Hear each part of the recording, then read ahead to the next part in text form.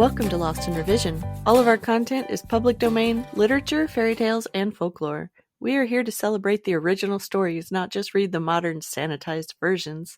We post short segments of stories daily and monthly full episodes where we read and discuss popular classics. Come and find us on Patreon to listen to the full chapters early and without interruption. Our goal is to at least break even to cover our expenses, so any support that you can offer to help us reach that goal helps keep this podcast going and you entertained. All of our music is by Nathan Hubble and is used with his permission. Thanks, and enjoy the show. Chapter 2, The Young Paul, Part 2. So there was the big log cradle at last, floating near the shore like a big ship at anchor. Great crowds of people came to see it, for it was the biggest craft that was ever built in Maine, and everyone willingly gave a hand toward getting Paul safely put to bed in it.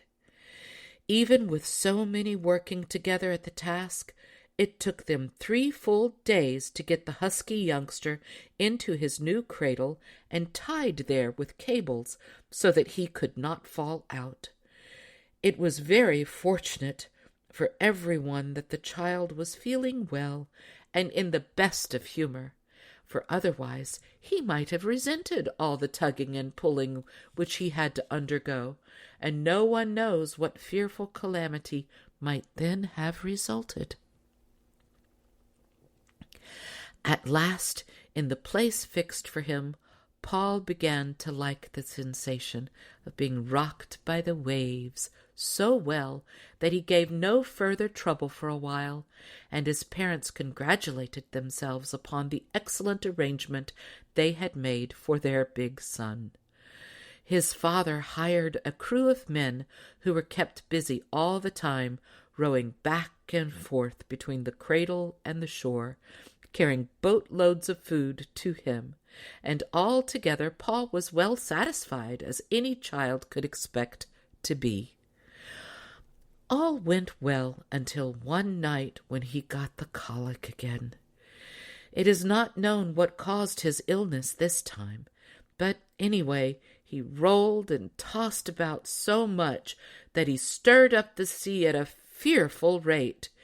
In fact, such a shaking up did his rolling cradle give the waters that a 70-foot tide drove up the Bay of Fundy, doing a tremendous lot of damage, and even washing away several towns and villages.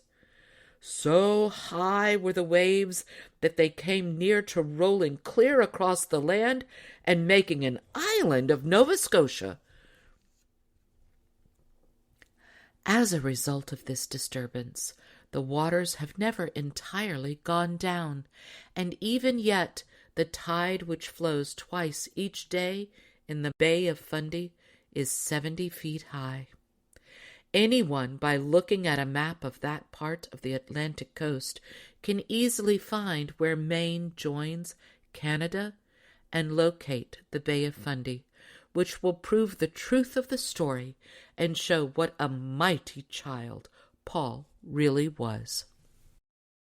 Naturally, the people who had their homes and property washed away by the great waves which Paul had made were very angry, and they sent a committee to the governor to make complaint.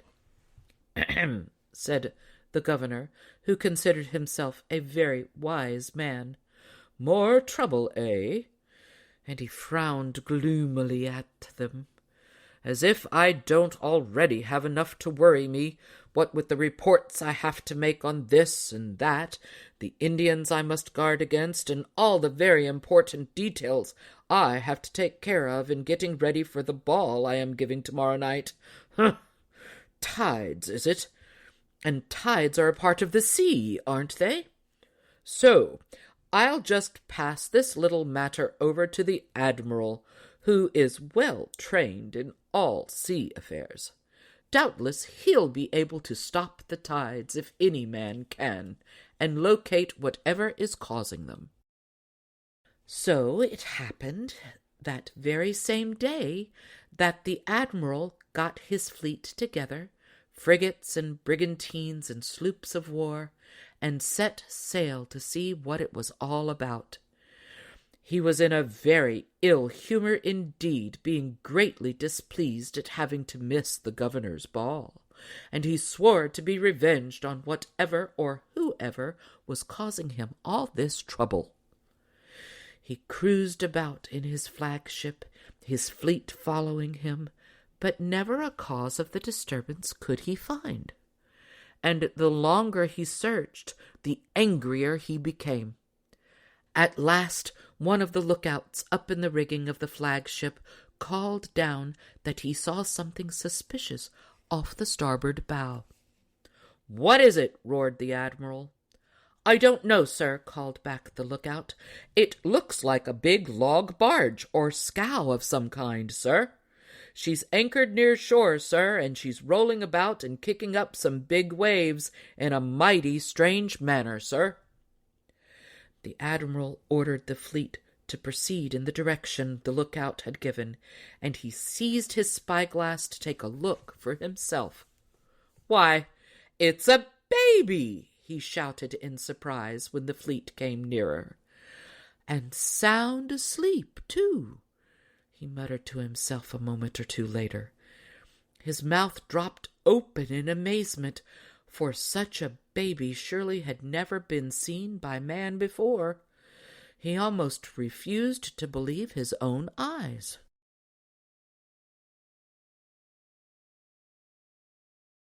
Thanks for joining us today.